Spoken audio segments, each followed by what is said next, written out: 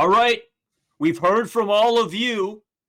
It's time that me and Carter finally pick a side. Who's in the right, who's in the wrong in the Vladimir Guerrero Jr. contract extension talks? And also, what did David Ortiz have to say in regards to Vladimir Guerrero Jr.?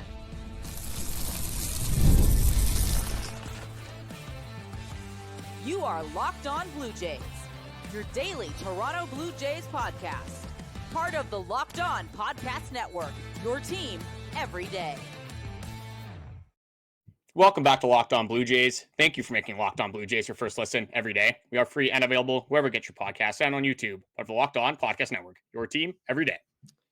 Welcome back. As always, I'm Braden Iwasko. He's Carter First. You can find us on Twitter, Braden5 Iwasko, Carter First too, as well on Instagram and TikTok at Locked On Blue Jays. If you're new here to YouTube or you listen anywhere else, make sure you guys hit that subscribe button. It really does mean a lot, helps us out, and keeps us at the top of your page for videos, shorts, live streams, podcasts, sort of everything in the mix. Discord link is down in the description. We've also heard a lot from you guys about the fantasy league, so we will get that up and running sort of as the season gets closer to. Keep an eye out. Probably towards the end of March, we'll probably have it set up, and or beginning of March, sorry, we'll have it set up so you guys can join, and we'll pick a date, and that'll be the day we'll draft. Lot to get into.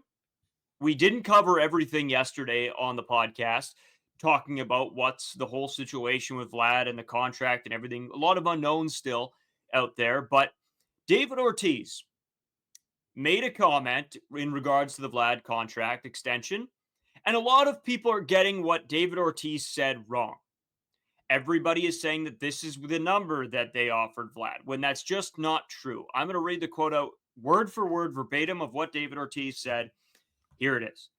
David Ortiz, he deserves a 13-year, $585 million contract. Vladdy Jr. is an elite offensive player. He's young, and he has gold glove caliber defense. So I'm going to start it here before I send it to you, Carter. David Ortiz does not have insider information that is the contract that the Blue Jays offered. Let's make that clear. Some of you were getting confused in the comments section and on Twitter. That contract was never offered to Vladimir Guerrero Jr. I don't think it was even remotely close to what was offered to Vladimir Guerrero Jr. That number is still unknown. I don't think that the Blue Jays would have offered Vlad $585 million. I don't think he deserves right now $585 million. In free agency, like I said, I think it could get to $600. It could get to $650. But I don't think that any number that was being talked about was in the realm of $585 million. Again, we said, I'm going to say what I said yesterday. I believe that Vlad was probably asking for somewhere between 450 and 500 million. The Blue Jays were probably close to the $400 million mark, maybe slightly under. Again, that is what I have come to think because of everything I've read and the numbers that were thrown out beforehand. David Ortiz does not have insider information. I just want to make that very clear. Carter, what do you think about him saying that Vlad has a gold glove caliber defense? Because I know you were you sort of gave that a chuckle before we started. Yeah, we talked about this quote a little bit earlier today. Obviously, we try not to talk about too many things we're going to discuss in the podcast, but we live together. Obviously, stuff happens. Like, we're going to talk a little bit about the Jays, just as you guys talk with your friends as well. You like the way you kind of described that is that's not exactly the way I interpreted it. When David Ortiz went out and said that was the contract he heard, I think that's more so the Vladdy perspective on that contract. And initially, when we talked about this, I'm like, yeah, there's no way David Ortiz, probably like not an insider, obviously, for the MLB. Is this necessarily true? I didn't necessarily think so, but then we saw the Jeff Passan quote, and Passan said, I believe Vlad turned down a lot of money, like a lot. So with Jeff Passan, pretty reliable source in the MLB, pretty reliable source among multiple sports leagues. So I did a little bit of a deep dive into David Ortiz, just where he's from, obviously with Vladdy being from the Dominican Republic as well, to David Ortiz being from the Dominican Republic. David Ortiz and Vladimir Guerrero Jr. have had a relationship for a fairly long time. The first quote that I saw was in 2019, where he says Vladimir Guerrero Jr. or the quote was from the article Boston Herald in 2019. Vladimir Guerrero Jr. maintains a great relationship with David Ortiz. Guerrero doesn't remember exactly where he first met the Red Sox legend, but it's clear the two remain close. Guerrero, who was a DH Friday night as the Jays and Red Sox opened a 3-game series at Fenway Park, described their relationship as great. Then we have another quote from David Ortiz before the 2024 season. That's obviously Vladimir Guerrero Jr. His first full season, I would say his worst full season in the MLB was 2023. David Ortiz, another quote here. David Ortiz expects Blue Jays Guerrero Jr. to have a monster season in 2024. And his quote is, let me tell you what's going to happen for the upcoming season. He's going to learn what his downside was of this season, and I will bet with anyone he's going to have a monster season next year. So how do we interpret this? With one thing we could kind of go into is, since they are friends, obviously Vladdy playing first base, David Ortiz being a first base and DH being a few years ago, but clearly they have some sort of relationship. They could be talking. They could be, I don't know if they're necessarily talking about contract extensions for the most part, but clearly they do have some sort of relationship. So is David Ortiz going out and just saying this to kind of help maybe be a little bit of a Vladdy advocate, saying, oh, this is what I think he should be worth, 13 years, $585 million. That's a $45 million AAV. Little bit of speculation there. So I don't necessarily think people are absolutely crazy for believing David Ortiz on this. Again, I didn't listen to the full Spanish podcast because I don't speak Spanish. I'm not going to go out and do that. If you guys have like the full article, maybe a little bit more context could be helpful in this situation. But I don't think this was a number that the Blue Jays offered necessarily. I just think with the Jeff Passan quote saying that they're completely off, they were way off by a ton of money, this might have a little bit of validity to it, in my opinion. I just don't see it. I don't see the number that Vlad is asking for to be $585 million. I said day one that probably Vlad was going to get up to most likely the $500 million, right? It came out that it was 450 is what his asking price was. I said, I bet you he's asking for more. I said it was probably around the 500 million mark. I don't think, as much as David, you can take whatever you want from David Ortiz saying things, I don't think that it was close to the 585. I think it was maybe slightly over 500, but it was probably right around the 500 mark. The Blue Jays were probably at or just below 400. That's $100 million difference. When we're talking significant money, that's significant money. I don't think that they were $150, $200 million off. I don't think that the Blue Jays would have even considered a contract worth 585, especially when the free agency is still there. They can go and test what the market is. I don't think they would have done that. I don't think it would have been smart to even consider a contract of that magnitude. So, when you talk about that, Vlad said he did come down a little bit. So are you telling me that Vlad was at $600 million and he came down to 585? I don't think so.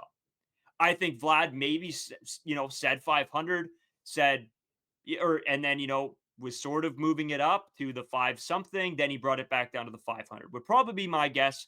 I think it's in that range. Again, this is all speculation. I just don't envision in my mind, when we did hear 450 originally, how you then somehow get to a 585 million. I don't think that's in the cards whatsoever. See, I don't necessarily remember exactly what it was.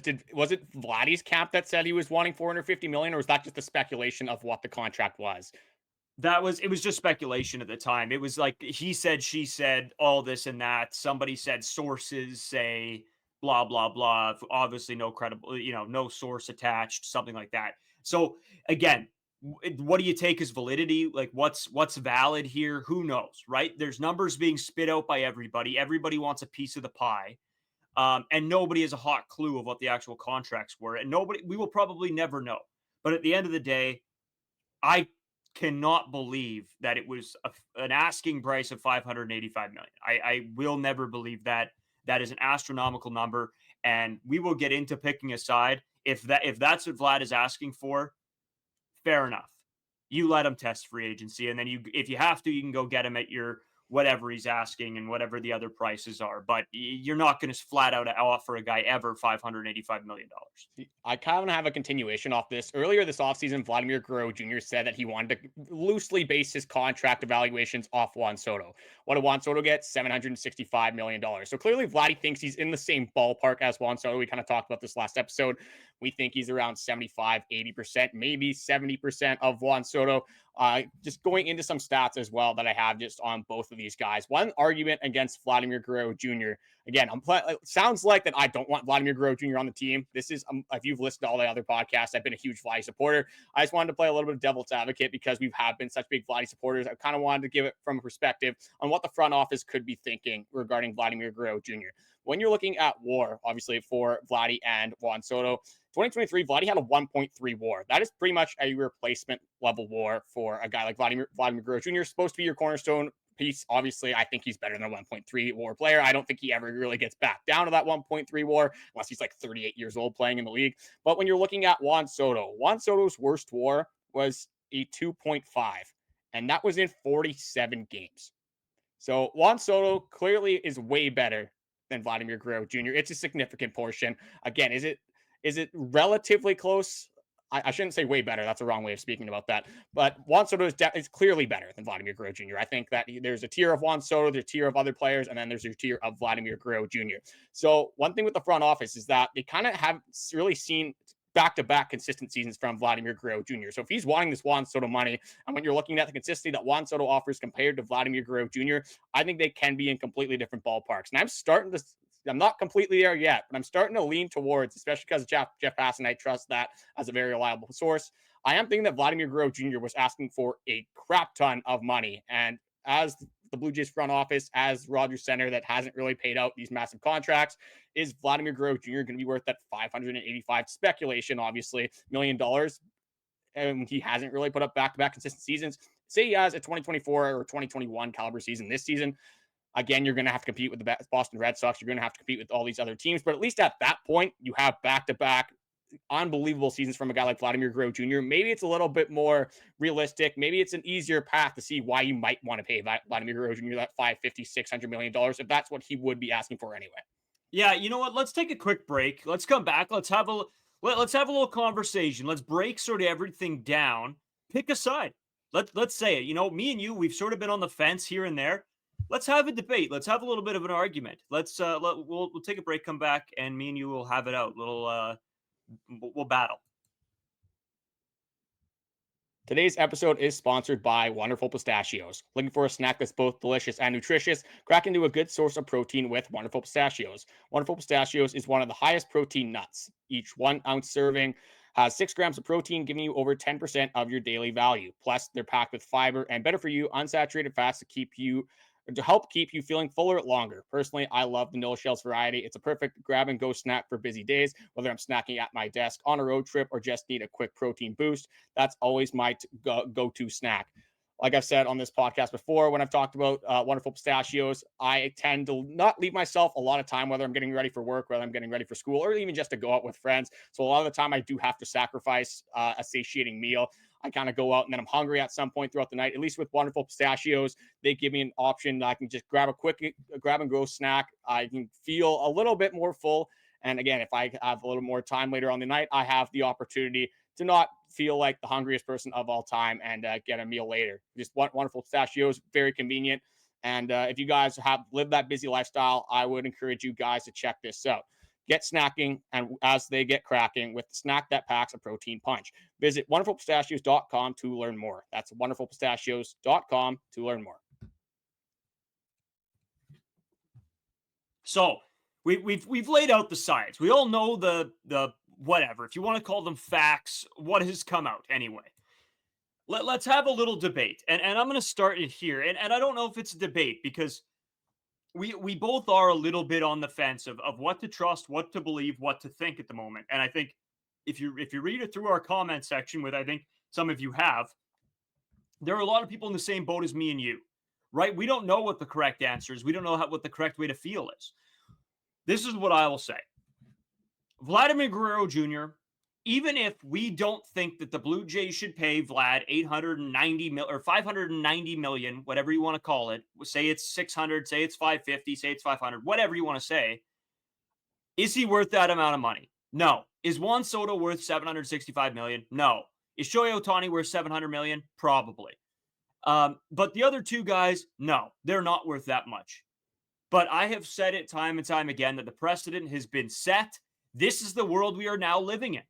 These are the numbers that we will still now have to continually to talk about. Alex Bregman is making $40 million a year. For Vlad asking for what he's asking for, say it is. Say it is David Ortiz's 585. I don't think it is. Say it is. Good on Vlad. He knows his value. If Soto's making 765, he probably should be making, maybe not should be, but it's a fair assumption for him to ask for that. Do I think that it's a good decision for the team to not immediately pay him $585 million off the gun when there's still a season left with some question marks around Vladimir Guerrero Jr.? Absolutely. I think that this was a good wait if that is the price. If the price was $450 million, I think you absolutely pay that money. It's a tough thing to think about that it's so much different, but I don't see Vladimir Guerrero Jr.'s money surpassing a $630, $650 million this free agency. And if it does, I mean, I don't know. I have no idea what to think about. Money means nothing then. But if it's only going to end up being a $15, $20 million difference from now till into the free agency, you might as well wait to the free agency. If you could have got a hometown discount or whatever you want to call it at the $450 million, 500 iffy, but even the 500, you probably pulled the trigger. And if that's what the price was set at and this organization didn't, that is a fumbling of the bag for not securing Vladimir Guerrero Jr. But I do agree that if it is this crazy astronomical number of $585 million, when you're not in free agency, that is crazy to me. I don't think you offer him that. That's where that's sort of on the fence I'm on, I guess, Carter. The money, I guess, does matter in my head. I didn't think I would be the one to say that, but it does a little bit because I don't think it will succeed that much more of $585 million going into the free agency. And if that's the case, then you can just match whatever the next team is. And if somebody's going to offer him $700 million, well, I don't know. Then I guess that's just insane and good for them. And also just kind of adding on to that, Vladimir Guerrero Jr. is a first baseman. Yeah, I know he won a gold glove. Probably shouldn't have won that gold glove, as we know. Vladimir Guerrero Jr., not the greatest defender, not that good of a base runner. Obviously, he can hit the hell out of the baseball. That's why you would give this guy the money. But when we're, again, comparing WARs, it's tough to accumulate WAR as a first baseman, so I will give Vladdy a little bit of the benefit of the doubt there. But Vladdy, over the last 3 years, has a 10.1 WAR. Bobby Witt, last season, had a 9.4 WAR. So if Vladimir Guerrero Jr. is trying to get 500, again, we're using the David Ortiz quote here, the $585 million, is Bobby Witt going to get $1 billion when he signs an extension? Like when you look at shortstops compared, or center fielders, you could look at any other position compared to the first baseman. First baseman, do they have a huge impact on the game? Yes, you want them to be able to scoop baseballs. They're not necessarily getting a ton of ground balls. Obviously, they do have to catch the ball, but if you're in the MLB, you should be able, catch a baseball. I know there was, I think it was a couple of years ago, Vladdy just had a ball that he just whiffed on. That happens sometimes. Again, I'm not going to dwell on that too much, but I just wanted to kind of throw that in there.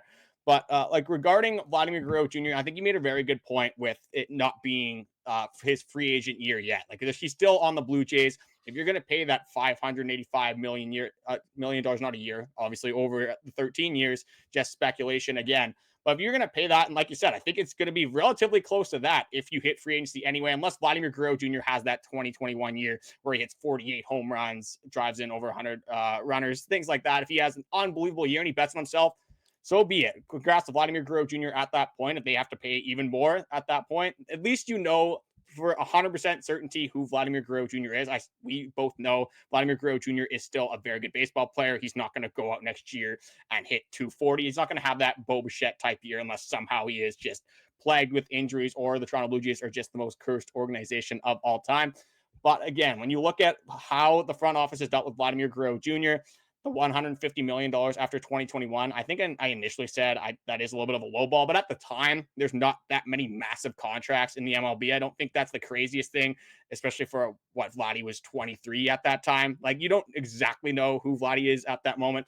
Talk about Alek Manoah. If you would have signed Alek Manoah after the 2022 season for a premium, that might have not have aged in the best way possible. So I think, at least in this way, if Vladimir Guerrero Jr. is asking for that much, and probably the front office lowballing him a little bit as well, that's probably why there's this such a big gap here.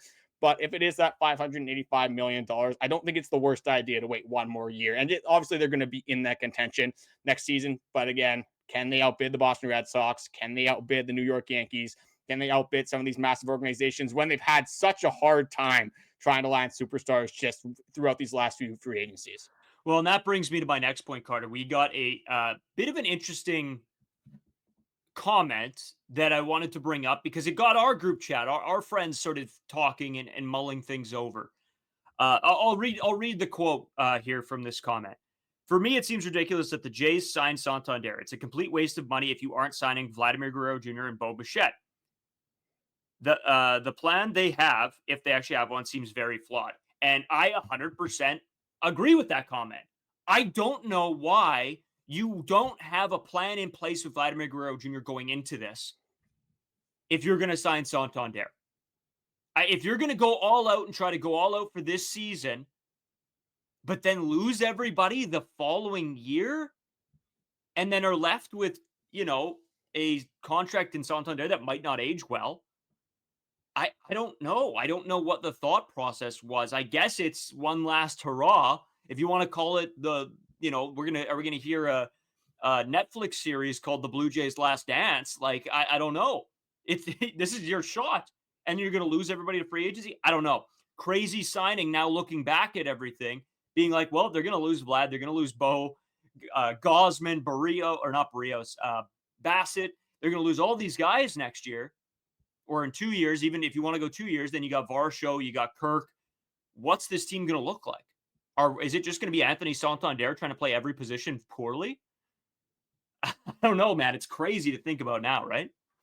Well, and you have to have the feeling that Anthony Santander probably was a little bit incentivized by Vladimir Guerrero Jr. being a Toronto Blue Jay for more than one season. You can't imagine that Anthony Santander is going to be too happy if Bichette leaves his free agency, Vladimir Guerrero Jr. leaves his free agency, and then the following year you have Kevin Gausman, George Springer, if he ever picks it up. That's not really the point of this debate, but still, you have a ton of players coming off the books, a ton of your franchise players, the guys that were brought in to carry this baseball team. And now when you're looking at Anthony Santander, might be kind of the lone one out when it comes to 2027. Hopefully not when we get to that point. But going back to Vladimir Guerrero Jr. stuff, say that Ross Atkins in the front office was, 475, even 500 million. I don't even think they were that high with a contract, but Vladimir Guerrero Jr. say he's at that $585 million. That's Anthony Santander's contract and more right there. So obviously that is a huge portion to be off as well. So just kind of recircling back to this front office and the Vladimir Guerrero Jr. stuff, I wish we had more concrete information. Again, David Ortiz, I'm not going to say he's this reliable source because he's not obviously an MLB insider. Yes, he might be friends with Vladimir Guerrero Jr., but again, that's all speculation.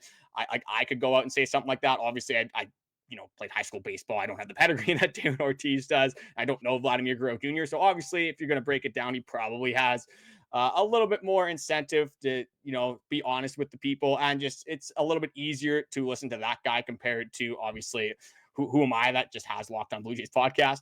But again, this whole situation after that Jeff Passan tweet just kind of irked me the wrong way a little bit. Yeah, I don't know. I don't know what to think. And that's a brutal part, right? Is when we are left in the dark. But I mean, again, that's something we've gone through before. We've seen this Blue Jays organization and fan base has seen this before, where we get sort of left in the dark, sort of, holding it in our hands, not sure what's going on. But it's all part of it, and it is what it is, and that's just something that we have to deal with and understand that there are bigger decisions and more important people than us that are trying to work these things out. The next question for me is, okay, Vladimir Guerrero Jr. makes $650 million this offseason. Do you go and do you try to give Bo a little bit of a bag to stay here? Well, and that's kind of an issue too, because can you have, like Steve Cohen said, can you have these massive contract extensions? Again, there's a lot up in the air when you're regarding Bichette. It's not going to be close to $400 million, probably be somewhere around the 175 to 200 million. Again, depends how Bichette does play this year, especially after the last season that he did have. But that's the funny thing about this whole Vladimir Guerrero Jr. negotiation talk, is that all the attention is focused on Vladimir Guerrero Jr. And you kind of just have Bichette in the corner again, just be like, oh yeah, I'm still here too, guys. Like I'm not being talked about whatsoever. I also held out. I'm exactly like Vladimir Guerrero Jr. I didn't get a contract extension either. And there's not a lot of people talking about it. Obviously, we've talked on this podcast. The upside with Vladimir Guerrero Jr. way overly exceeds what Bichette can do. They're completely different players as well, so you can't really compare them too much. But I'm going to end it with this before we head into the third segment. For all the people saying now that Vladimir Guerrero Jr. is for sure gone, there's no way he is going back to the Toronto Blue Jays. Let's talk about one of the best players in all of baseball, Aaron Judge, New York Yankees.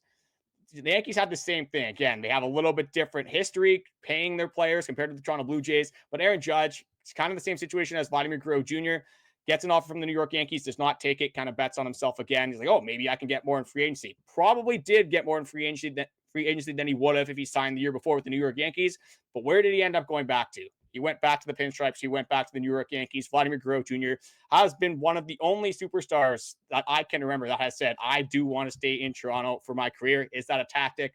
Maybe, but there has to be some validity to that as well. So for all the people saying there's absolutely no chance, just think about the Aaron Judge situation. Think about how Toronto Blue Jays fans feel about Vladimir Guerrero Jr. Think about how Toronto Blue Jays fans might riot if Vladimir Guerrero Jr. does not come back to this team.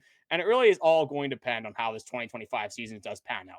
Yeah, and maybe that was a thought a little bit too. If they can prove to Vladimir Guerrero Jr. that they can build a winning roster this offseason, maybe that's even more incentive for him to take a lesser deal and re-sign in Toronto. So again, a lot of questions left up in the air. We have a lot to discuss, and we really have barely touched on what's been going on through this spring training so far. Everybody's reported, everybody's there, everybody's trying to cook a little bit. We saw Bichette taking some hacks. We saw Vlad taking some hacks, hitting some bombs. The boys are looking good. From all the tweets we've been seeing, is everybody does look really good this year. They look like they're coming spring training ready, and that's what you want to see. You know, after last season, the start to spring training with injuries and family troubles going on and everything, you know, encompassing all of that. It's nice to see the squad is together and looking in good shape. In saying that, there has been an announcement which has to do with a challenge system, with balls and strikes, with automation coming to MLB. Me and Carter are going to break that down, have a little conversation about that when we return. Today's episode is brought to you by FanDuel. You guys know how much I love FanDuel. I've got some money for tonight's game with Canada versus the United States in the Four Nations face-off. But when the game tips off, the NBA action is just getting started. There's no better place to get in on it than FanDuel, America's #1 sportsbook. With FanDuel, you can place live bets throughout the game. So even if you miss the opening tip-off or want to be in the fourth quarter comeback, you can stay in on the action. And if you're looking for a bigger payout, you can even combine your live game bets into a same-game parlay. That's what I did for the Four Nations face-offs. Finland, Sweden. I bet it was 3-3 tie. I bet Finland, they take the win, and I get paid. I like it. Right now, new FanDuel customers can get $150 in bonus bets if your first $5 bet wins. Just visit FanDuel.com to join today. That's FanDuel.com for your shot at $150 in bonus bets. Make every moment more with FanDuel, the official sports betting partner of the NBA. So, Carter, from Arden's Welling, I'm going to read out his tweet, also what the Sportsnet PR has put out as well. The Blue Jays will play 24 games with the automated ball strike challenge system this spring, including all 16 home game broadcasts by Sportsnet. Each team begins the game with 2 challenges and retains successful ones. Only batter, pitcher, and catcher can challenge, not the coach. So, this will be a little bit interesting. We've known that they wanted to integrate this somehow within the MLB, and it looks like they will be starting with the Blue Jays in their 24 games in spring training. So I'm pretty excited for this because, again, I think this does benefit the guys who know the strike zone well, right? We've talked about a few of the guys throughout the season that you can tell we're getting a little bit taken advantage of when it comes to the strike zone with some umpires. Now, I know people don't like the automation. They don't like the automatic balls and strike calls. They don't like, the use of video as much. They want the game to stay the same. And I'm a little bit that way too. I don't necessarily think I love this. I think that you need the little bit of fluidity that comes to the game. But I also see the benefit of this long term. I think this is the way it's heading. And sort of it's hop on board now, get some of your players used to it so that in a couple seasons they can be ready to go. Well, honestly, when the pitch clock came out, I didn't love that initially. And then we kind of realized that, hey, we don't have to sit here for 4.5 hours to watch this baseball game. Now I don't mind the pitch clock. Do I love the 3 pickoff rule? Not exactly. I think that could be tweaked a little bit, but I'm going to have an open mind when it comes to this automatic strike zone. Like you said, if you have a guy that knows the strike zone, just knows the game of baseball, knows that there's a ball 2 inches off the plate, whether it's 4 inches off the plate, whatever it is, it's not a strike and they don't swing at it and they're getting penalized because they didn't swing at a ball. I don't mind that for having the players getting a little bit more say in the balls and strikes. I love that the coaches can't do it because obviously they have the iPads, they have the instant replays. Yeah. I think that would be you're pretty much just putting the game more in the coach's hands and taking it out of the player's hands. So I'm really happy that they did not do that. And I think for the most part, there's a lot of players on the Toronto Blue Jays that have pretty good eyes. So I think in that sense, as for the Blue Jays for this upcoming season, it can only benefit them. Yeah, I agree. And we've talked about some guys. I know a lot of you are probably on the side with me and Carter that Davis Schneider might be a guy on his way back to AAA. He's going to have to prove himself this season. And I think there are a lot of spots already taken up. We will get into that more so on a future episode. But he's definitely a guy that we know that really does know the zone pretty well. This might benefit him. So we'll see how that affects him in spring training. He will get into a couple games. And there are lots more guys. We've seen this team be successful, especially some of the guys that came up from AAA last year that are really good at knowing the zone. This could be a benefit to them in spring training. See, I just did think of an issue about this automated strike zone. What is Alejandro Kirk very good at doing? Yeah. He's good at framing pitches. Does that take a little bit of that defensive necessity away from him? That defensive talent that he has, that's something that he's developed for his entire career. That's going to hurt Alejandro Kirk a ton. He was one of the best catchers in the game at stealing strikes, at framing pitches. So in that sense, obviously it helps offensively, but it's another rule just seeming like it's going to go against the pitchers, unfortunately. Again, maybe there is a ball or a strike that's called a ball, but I feel like it goes the other way a lot more. I feel like umpires expand the strike zone a lot more compared to kind of, shrinking it down. So unfortunately for Alejandro Kirk, if he can't pick up the bat and you have this automated strike zone that comes into fruition in the next couple of seasons, that's one attribute that Alejandro Kirk is one of the best at in the game of baseball that's going to be taken away from him.